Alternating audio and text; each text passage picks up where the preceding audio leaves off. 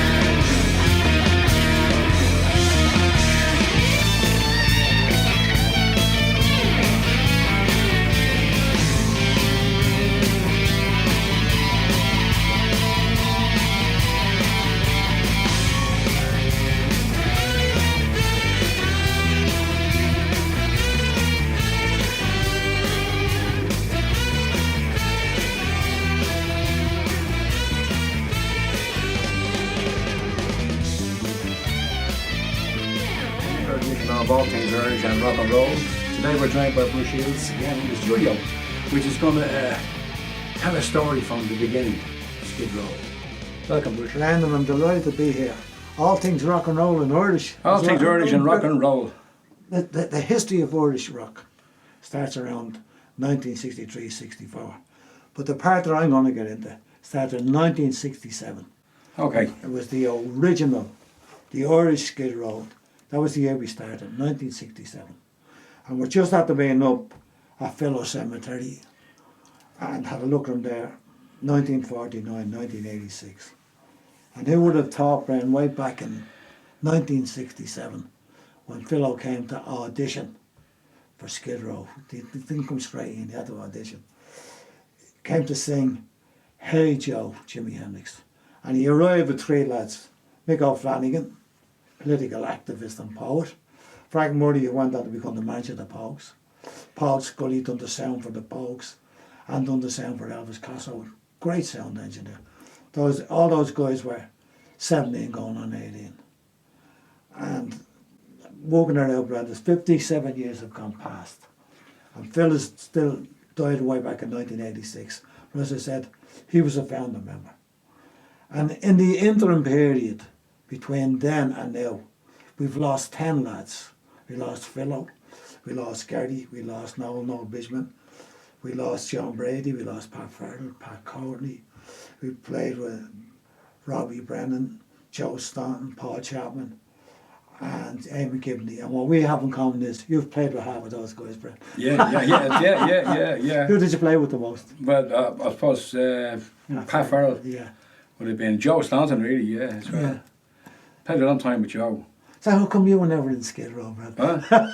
Well, I was at You one were time. assistant manager. Yeah, yes, right, yeah, one time, yeah. Yeah. And, yeah, I think you gave me the gig there because Davey and Jimmy Gaynor got the gig, remember? Right. But you didn't want to leave me on my own. No, the East Coast Angels. The boys told me they had a van and a PA. Yeah. Neither of those two things. Yeah. But I had gigs, I could get gigs. Yeah. So they reckoned the van and the PA, you get the gigs, and whatever happens, happens. Yeah. And you were you were a prime member of the East Coast Angels. As a matter of fact, they wouldn't go anywhere without you. They wouldn't even do a gig without you. We can't go anywhere without Brendan Finglas. And you've been synonymous since the mid-70s, Brendan. That's right, yeah. You're synonymous with that version of Skid Row. Davey, Noel, Danny Bongos, Jody or Pat Vettel or Eric Bell. Eric, of course. Yeah, Eric, of course. Eric, anytime Eric came in, I made no money. Yeah. Because anytime Eric came in, I'd like to play. We'd play as well as we could. Yeah. And the better, the better you play, the less the people, you play something you all know. Yeah. So Eric was great. But we'd be overplaying. Yeah. And losing the punters. But that hasn't changed, Brendan. Like, we're still in Yeah. And Eric is still one of the greatest of all time. And you were in a band with Eric as well. Yeah, that's right. Eric is one of my best pals, along with John Wilson. Yeah. The Northern lads. There's no one like them. But we go back again. Yeah. To the Irish Skid Row. We have to call ourselves, Brendan, the Irish Skid Row. Yeah. Because unfortunately, John Bon Jovi, in 1986, it's not a coincidence, it was the year that Phil died. They were managing a band. John Bon Jovi was managing the band. Richie Zambora and Doc McGee. They were looking for a name for the band. And they thought we were going off the road. So they rang Gary. John Bon Jovi rang Gary. Asked him could he use the name. Gary said, nothing got to do with me. He's ring Brush Shiels. Yeah. So Gary rang me and told me. But John Bon Jovi obviously thought, between Noel and myself, there was a lack of respect there. He didn't think he needed a body. He thought, it's Gary Moore's band. And he's not in it, so we're going to take their name. So according to them, the two guys who were in the band, they never heard of us, Snake and Rachel. Like they never heard of all 10 guys I mentioned, including Philo and Gary and everybody else. So that's a complete lie. Because John Bon Jovi and Richie Zambora, one of their favourite bands of all time because Gary Moore was in it, was Skid Row. Yeah. And they would have seen they were managing those two guys, Snake and Rachel, they would have told them, this is one of the greatest bands of all time. Because you can go up at the moment and see a band called High on Fire, who won a Grammy there a couple of years ago, saying that we were one of their biggest influences, the Irish Skid Row. You can actually see a photograph of the original Iron Maiden, the first band, holding a copy of Skid. The whole band is holding a copy saying they're our biggest influence. And every band of a certain age group, which we Iron Maiden, AC/DC, Status Quo knew as well, used to come and see us in the Nottingham Boat Club. We influenced bands all over the world. Unfortunately, Gary left the band. Next thing you know, I'm back on the Dole in Gardner Street. But that's rock and roll, man. That's all things Irish and rock and roll. And rock and roll. Yeah. And if I hadn't gone to the Dole, I'd have never met you, Brent. That's right. I didn't miss you on the Dole. You always looked on I was on the Dole as well. I think everybody was on the Dole. And at the same time. But till this day, the Skid Row thing, it rankles. Because what we're talking about today is all things Irish and rock and roll. Really what we're talking about is the history of Irish rock and roll. Yeah. And we came in at that time, when Van Morrison was going very big, Rory Gallagher's going very big, and then it was Skid Row. So it was around that. Lizzie came obviously after us. Phil was in the band there, Gary and myself. Phil had trouble with his tonsils on a show called Like Now, where lovely lady Phyllis Hall threw him up a balloon and he's tipping the balloon up and down singing Strawberry Fields for badly off key, and we reckon that this won't do, Phil. So we got on to his mother, Phyllis. She said she's bringing the man. She was like, get his tonsils done and everything will be all right. So that's great. So as soon as he went, we started practicing without him and thought we sounded great. We're ready to go. We're looking for Cream. We're looking for Jimi Hendrix. Yeah. We're ready to say, well, we're better than Grand Funk Railroad. 3-piece. So when Philo goes back, when he came back, sorry, Bren, I had to let him go, And people asked me, where was it going? It was outside. It was called the Zodiac Lounge. It's Brussels. It's the same place. Yeah. And people asked me, what was it like? I said, did you see that statue of Philo? It was just about there to let him go. And that's the look he had on his face when it says, you have to leave, Phil. So if we go and have a look at that statue. But anyway, I told him, Phil, I won't let you down. Now, when people ask me, Brian, how well did I know him? I said, well, he came on me honeymoon with me, Seb Mar, you know. We'd no money. Our dad paid for the... Where did you meet? So where did you meet him first? Where was the first time? Fellow. Yeah. This is where it gets a bit kind of strange. I was at being in a soul band called the Uptown Band. Oh, right. Okay. Ted Carroll was manager. So Ted was fired. But I liked Ted, so I said, should we come up with something? And then we got a great manager in called Laddie Mooney. But the flower power was coming in, you know, if you're going to San Francisco. Yeah. And Larry decided to buy the flowers in a flower shop. So when it comes to split the money at the end of the night, I was thrown the head, he should have went down to Mill Street. He'd got them much cheaper. So this row ensued over the price of the flowers. So I'm not having this. So I left over the price of the flowers when we became a flower power band. We were going and sold you know, and the lights all went out massive. Yeah. The lights went out. The lights went out full stop. Yeah. But anyway, so I got in touch with Ted and I told him I wanted to do different type of band altogether. Well, you know, we were just fucking tricking around, and Noel, I knew Noel very well because he lived beside Mar. Mm. And every time I came down the road to take Mar out tonight, Noel had opened the window so I could hear him drumming. Yeah. But funny enough, I knew him years before that when he was 10 or 11, and he was playing the clarinet, you know. And I remember he played Stranger on the Shore, and I said to Noel, the closer you get to the shore, the stranger it gets. But he was nice on it. Yeah. And then he could play that accordion as well. He was doing all those things. So I met him in the playground when he was 10 or 11.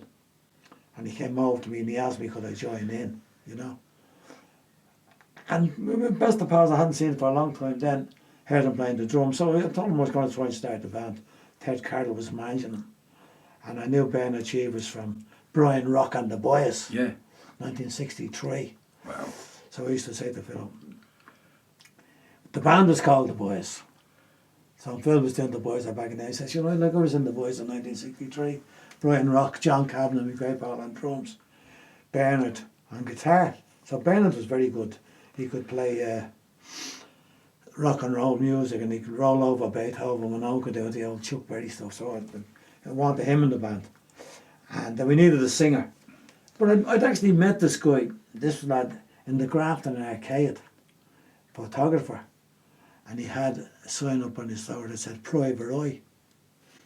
His name was Dave Robinson, so I don't know more about it. So he said he was organising a discotheque in Sound City. I said, like, what's a discotheque? He says, only records. I said, come say hello to him. So I went in and I said hello to Dave, and a few months later, I was looking for the singer, so I reckon I'd go into Dave. He knew everybody, every man in his dog, you know. So he told me about Philo and get into the Black Eagles. Said, this guy's a great front man. But incidentally, years later, Dave, he signs Elvis Costello. He actually owns Stiff Records, which is one of the biggest record companies ever in England. If anybody just has a look at Stiff Records, you see the amount of bands that Dave Robinson actually signed. And Dave is still going to this day. He'd be a year or so older than me. Billionaire, I say, at this stage. But then, he's just playing records and managing Sound City. Yeah. So it was Dave who went on to Stiff Records and everything that went with it. And he said to me, try this lad. So I got in touch with Phil and I got the bus out to his house. Knocked on his door, opened the door. Asked him who he liked. He said he liked Nico and the Bell Underground. I said, no, forget about that. He says one of his favourite songs was I Am a Rock, Paul Simon. Forget about that. I said, it's going to be Jimi Hendrix, that's where we're going. Yeah. I'm looking at him. Yeah. He hasn't got it, nobody has, you know.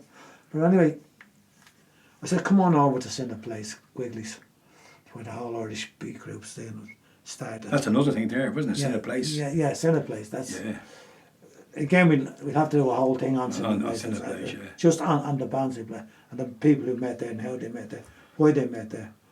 And Phil O'Reilly looked terrific. We had a pair of those Jim again, That's what I call them. Jimmy gave them the boards, the little green Yeah, sunglasses. yeah. That's the cover of all the boards. Mr. Tambourine and all.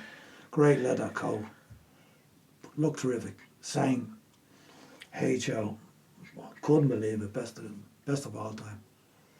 I said, we're going to take off in 6 weeks and get 6 months and get a deal. Won't take 6 months.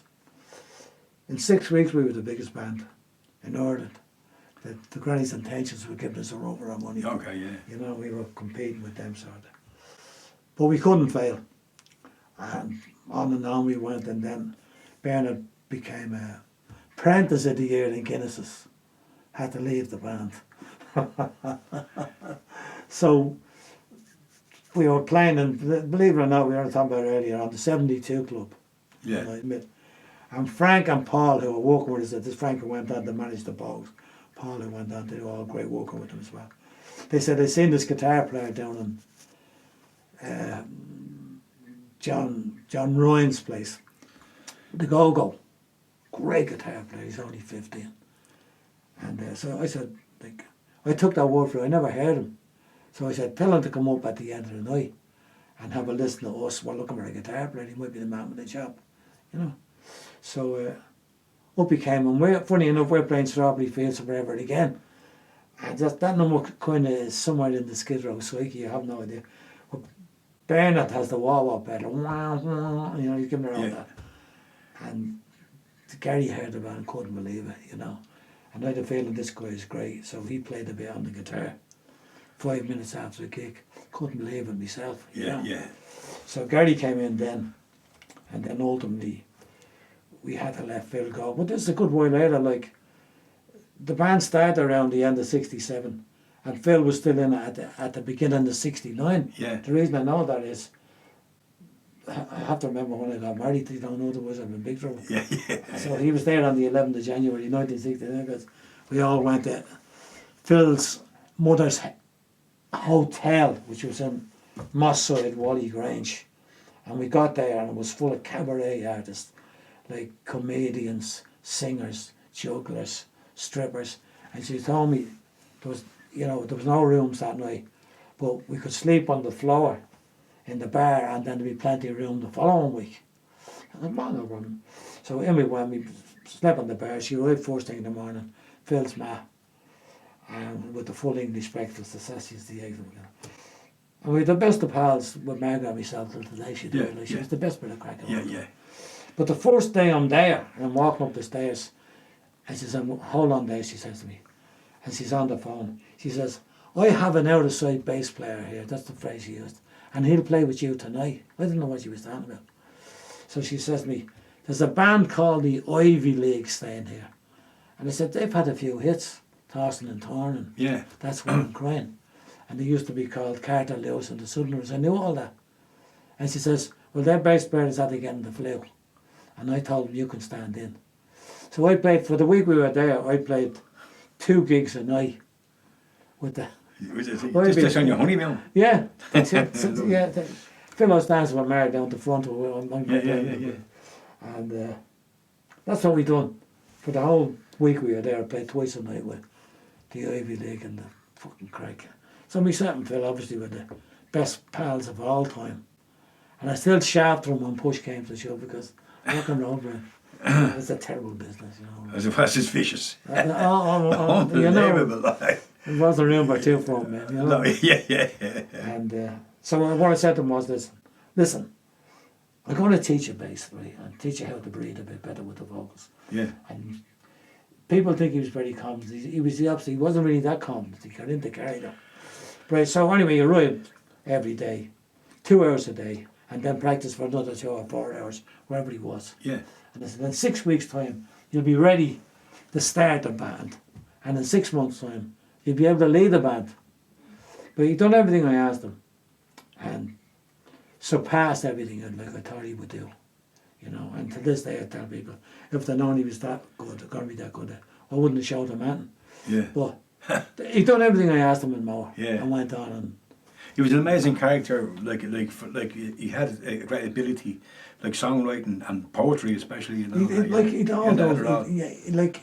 he'd all those things. He was artistic. That was the. Yeah. Well. And like he knew what he wanted to do, but he really and truly what he would have liked, it wouldn't have been as heavy metal gung ho as people think. Ultimately, he wanted to get back to like songs for While I'm Away, Yeah. and writing songs, as we used to say, with chords in them, rather than riffs. Yeah, yeah. Like the whole Skid Row Lizzie thing would be. The riffs are the most important. Yeah, yeah, You yeah. sing about anything, Yeah. you know. Wouldn't really matter what it was. Pick a line and we'll all Yeah, write it yeah. in 5 or 10 minutes, and we weren't going to change the world to like singing about cowboys and Indians or going to the pictures. Or Rory was so bored. Rory Gallagher was writing songs about the laundromat. Yeah. You know, kind of washing his own clothes and he's writing songs about it. But the blues were in there somewhere.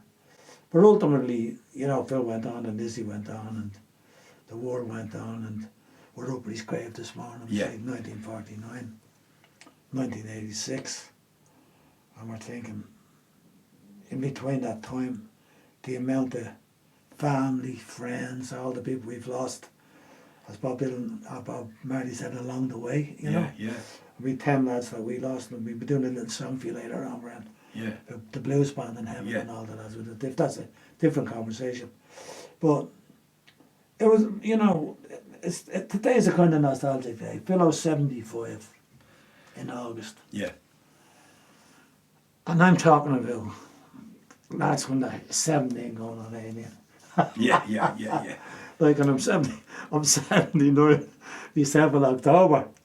And when I'm, you know, down again, somebody says, "We don't forget you'll be 80 next year." You know, like, Yeah, I know, yeah. well, you know, what happened there.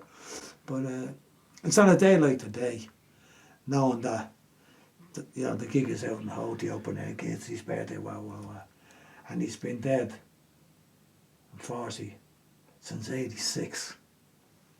He's only 38 going on 39. Yeah. really. Unbelievably. But the unbelievable thing is there's people getting into Phil, but they weren't alive like Yeah. when he died. Like that's the effect he has. The charisma is still there. Yeah, it is, and Yeah, the story of yeah. his life is very interesting. Like when there's only 2 or 3 black guys in Ireland. He and packed he's an awful lot in a short Ah, time. all over the world, Brent. Yeah. And then all the people who were influenced by him, all the different bands. Yeah. Like you get every one of them coming over here. Metallica, Yeah. Bon Jovi, all doing The Boys Are Back in Town. Yeah. And what I say to them, just to split myself up, vicariously, for anybody looking in at the moment, that means living your life through somebody else. So the fact that they're influenced by Philo, Bon Jovi and Metallica and Iron Maiden, and I taught him how to play, and he told people I was his biggest influence. Vicariously, Bon Jovi doesn't know it yet, but a lot of his stuff is influenced by what I done. Yeah. Because Philo was his biggest influence, one of his biggest influences, and I'm one of Philo's biggest influences.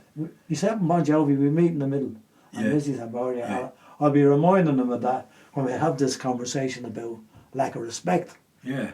So that's just the incidental. And if there's anybody out there would like to make a comment to Brendan Finglas and all things Irish and rock and roll, Yeah, please do. we'd be more than welcome yeah. to ask any questions that they would like to know. Yeah, we can certainly discuss that, yeah. And we certainly will, Brendan. Yeah. And Brendan is my representative on air here. If I can't make him myself, he's around. Yeah. But there's a good chance that if the question is pertinent enough, Brendan, Yeah. that Brendan and myself will get together and answer all your questions that you'd like to know about Philo, that you'd like to know about Noel Bridgman, Gary Moore, the great days with Eric Bell, great days with John Wilson, great days with these 10 lads. I'm going to name them again because Brendan's going to put something together for me.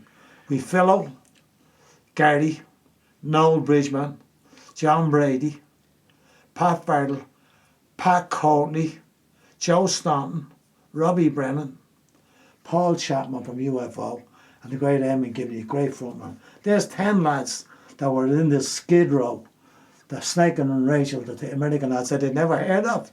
We're going to show these boys something. And around Philo's 75th, and you know, his birthday anniversary, we're going to let people know that he was one of the founder members of Skid Row. That's right, yeah. One of the founder Yeah, members. He was there, sitting in the Wimpy Barn there's Estuary. I have that photograph there somewhere, yeah. When we thought of the name. And how we thought of the name is, we had a blues breakers on. Oh yeah, John Mayall. Yeah. And the saxophone player's name was Alan Skidmore. And I'm just looking at that, and I just said Skid Row, that was the end of it. Yeah. That's where it came from. Yeah, really. Nothing to do with Skid Row, or Skidmore, Yeah. Skid Row, we'll go Yeah. with that. Lovely, great name, that was it. So, that's simple, you know, somewhere between a wimpy bugger. So it's got nothing to do with the place in New York. Not really, no, that place was there, but Yeah. we just thought that sounded like a great name, man. Yeah, Has it all. Yeah. So when I hear these guys in America saying that they never heard of us, they just thought of the name themselves. And there's us on an album with Bob Dylan, Blood, Sweat and Tears, Santana. Yeah. We're on an album called Blockbusters, Rockbuster 1970, Arnold Schwarzenegger, double album. He's on the cover Yeah. like this at the Winning Mr. Universe. And those two guys, Snake and Rachel, never heard of us. Man, we played in the Fillmore West with Frank Zappa, Boss Skaggs, Ashton Garner and Dyke, never heard of us. We're playing with the Allman Brothers, one of Yeah. the greatest rock bands of all time. They never heard of us. We're in the Whiskey A Go Go with Jimmy Page, Robert Plant, John Bonham, Rod Stewart, Ron Wood are in the audience coming down to hear us. And those two guys never heard of us. And there's an album bootlegged on the night there that you can still hear on YouTube, where John Bonham grew up to sing and Robert Plant is playing the drums, and that got bootlegged, and you can actually listen to it on YouTube. And Snake and Rachel never heard of us. Those boys, they'll be hearing a lot more of us, man. Right. We're going to go again. We're relaunching on the 25th of August. Philo, founder member, he's going to give us a hand out. Yeah. Lovely. You know. Yeah. So we're going to look into anything we can. Yeah. But right now, we're known as history, Bren, you know. Yeah, We're well. We're history. So that's the way it is. And people say to me, you're the last man standing. And I always say, it's a lonely old place to be, because it is. Yeah. We'd rather all the boys were around. Yeah. You know, we're all having a bit of crack and Yeah. chasing John Bon Jovi one after the other, you know. But that's the, Bren, you know, that's kind of, you know as much as anything. Yeah. So you can take it any way you like, Yeah. you know. That's great. So that was a great little conversation. Well, I nearly brought you in now and Yeah, again, you know, Bren, yeah. but as you know from trucking with me in the van, Bren, Yeah. the worst thing you can do is ask me out. Yeah. Unless you want to kill 2 hours. Yeah. And I'll keep it going. But the one thing I did have to chastise you for was eating sweets in the back of the van, Bren. Is that right, yeah? Yeah, and then you start giving them to me and you brought me off. Did I? You started eating them, yeah. You know, we went one more week there where we weren't supposed to eat any sweets. Is that right, yeah? Yeah, and there was so many and I could hit I think the cigarettes was another one, wasn't it? Do you remember that? Yeah. No more smoking in the van. That's right. Well, And you used to have a bit pissed up. oh, Bren. And they'd be all out there smoking. We were ahead of our time, really, weren't we? No, it was great crack, We you know. we were ahead of our time, Bren. You know, How many years were you with us, Bren? I think it was 3 years. You know, I remember one time it was, what was the one I was going to say? Danny Bongos, wasn't he? Danny was in the band at the He's time. great. Yeah. He was great, wasn't he? Yeah, best crack of all time. There was more musicians in that band than... I reckon around 70. You took an awful lot off the labour exchange, didn't you? Back in the day, you know. You know what I mean? Yeah.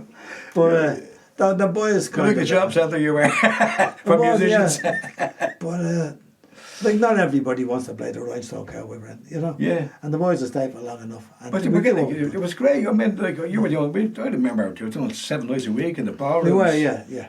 But when we started with Andy, as everybody knows, Yeah. we were on 6 gigs a week because we were turning up as the Memories. Yeah. We weren't even turning up as ourselves. Yeah. You know. And Andy says, I have all these gigs, and every time we turned up, there was a Memories poster, and he had the Memories playing somewhere else. Yeah. And the people couldn't say no, because if you said no, Andy wouldn't give them the Memories again. Yeah. So I always thank the Memories like for getting us off the ground, and you know, thanks a lot, lads. That Dara, Jim and Mick and Them boys, they were great. Yeah. they're great lads. And we just recently, Tomo Green passed away. Oh God, He was a great guitar, lovely guy. Great at the Roddy Gallagher, that was his. Yeah, but he was a great friend of mine back in the day. We hung out with Eamon Bourne and all them, with them lads. Right, yeah. They were great lads, you know. Yeah. It was great times then. It was 7 nights a 70s, week. you know. The whole thing was the music was there, Bren. Yeah. the gigs were 7 nights a week. If you weren't playing, go anywhere, where the other boys were. Yeah. And you nearly had a good time just hanging around at the end of the night. Yeah. As you were playing sometimes. Yeah. They called you up now and again. That's right, yeah. You know, it was always like, we learned a lot though, you know. You learn, you know. With Noel as well. Noel was great encouragement as well. Yeah. You know. But Eric was great crack. Altogether. Like, you were there at a time when it was... Terrible footballer though. You know, we weren't bad footballers, Brendan. Do you remember at the end We used to play the bouncers at the end of the gigs in the bar rooms? Yeah. Put the coats down. It was gas, wasn't it, Brendan? That was great crack. And we'd buy the bouncer out of the wherever we got with the gig. Yeah, You yeah. know? And I think you take that off the top there, get a couple of bouncers, you know. Yeah. But then we've been playing football before and after, or Jordan or fucking whatever they took, Brendan. That's right. But the lads were all great, you know. The boys were all great crack, real nice. It was great. We never, like, we can honestly say that the other thing that was never allowed was a row. There was nobody was No, I never. Nothing like, No. want none of that. So we're on the road for years and years and years, and nothing like that. We're having a bit of crack. There could have been now, you know. Very Danny was easy. hard to contain, but he was great crack though. Yeah, you know. You know, Yeah. there's a bit of that, but there was never any problem. But that's what it's all about, a bit of football, play the music and have a good time and keep it going. And we did. We did, Brendan, you know. And if you're still alive, you broke even, you know. Yeah. So here we are, like. And, And didn't we break even? Yeah, we did. We did. We're still here. Well, Ben. Brendan. Brilliant. I tell you, there's going to be a bit more, Brendan. Yeah, there's going to be loads more. This is only the start of the day. Brendan yeah. thing is, watch out for this man, like. Yeah. Because me and him are going to be going into... We're going to go into the history of the history? Yeah. Yeah. And bring us another few people in. That's right. And expand to what it's really about, you know. Yeah, we're going to go right back to the start. Because there's loads of people out there who have an opportunity to express, and they've all had an input. People don't know about it. We want to know what their input is. Yeah. And we'll feature, come on, say hello to us, but we go out and see wherever you are. And the main thing is to subscribe to the channel. Yeah. And that way, the more subscriptions we have, the more viewers we're going to get around the world or whatever. And then, like always, comment and be glad to get back to you. And let's have a conversation about the history of Irish rock. This is it. You're looking at the history of it. Yeah, well, there he is there. And there's a few more boys. There's a few more boys around. The Godfather. Well, the main thing is like. Yeah. The grandfather. That as well, Brian. Yeah. The main thing is the history of Irish rock and roll is incredible. Like it went right around the world. Little do we know. Like it went right around the world, Brian. And there's people all around the world interested in Irish rock, and we want to know what your input was at any one time. You might have run a gig somewhere, as the guy says. We only play in the middle of nowhere, and we only play the nowhere. Where you were, what memories you have, that sort of thing. All of that. We want that, and we want the. You know, we've done it all. You've done it all. We're at that age now where all we have in common are memories, and nostalgia is what we thrive on. And good stories. Yeah, yeah. And if they're not good, we'll make them good. That's right. Yeah, exactly. We tell lies. Yeah. So anyway, what we do is we take the least and we exaggerate it out of all proportion. Exactly. Yeah. Because life has to be more. It's more interesting than you can describe it. So we have to over-describe it. But what we want to do is for to over-subscribe. Over-describe it. Like a Hollywood movie out of it. That's us. Yeah. You know. So we're the boys here. This is Brendan Finglas, all things Irish rock and roll. You know, here we are. Yeah.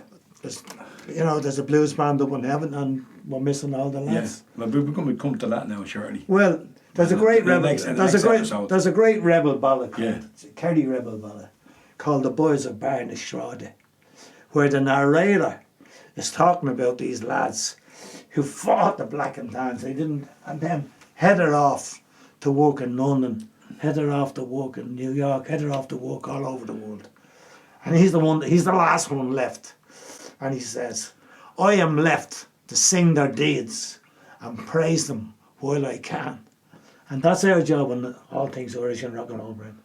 Our job is, we are left to sing their deeds and praise them while we can. The Philins, the Gary Moore, Noel Bridgman. You know, we're back in the lads, John Brady, Pat Bartle, Pat Courtney, Joe Staunton, Robbie Brennan, Paul Chapman, Eamon Gibney, and anybody out there who has lost their own lads and girls along the way, they're in the Irish, part of the Irish rock and roll thing, let us know. Let us know, yeah. Because that's what we are, we're history, we're here to talk about lads who had to leave prematurely for the promised land. Yeah. And our job was to sing their days and praise them while we can. That's right. Yeah, that's why we're here. Brilliant. Okay. Yeah, lovely, Brent. Here, come on, we go again. Great stuff. Yeah. Thanks, Ben.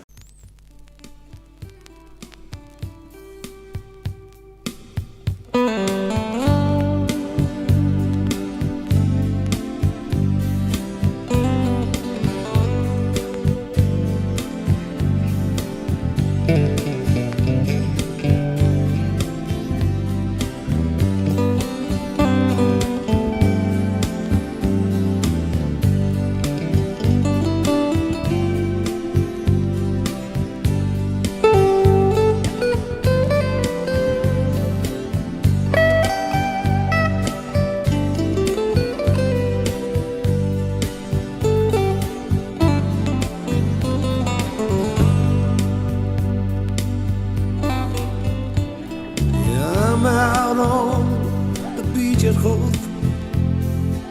The tide is coming in. Got this feeling of being remote. Would I like to begin? Standing there breathing the cool clean air. All is can't wear. And the road ends weave in the salty breeze and ease me into despair. There's a boundless ocean in constant motion, deep and wide, coming, going, ebbing and flowing. Sister, the moon is its sky. Though I can be on it, I can still look upon it, soaking in the view. And the fishing boats are lying safe at home. And Phil, old pal, so are you.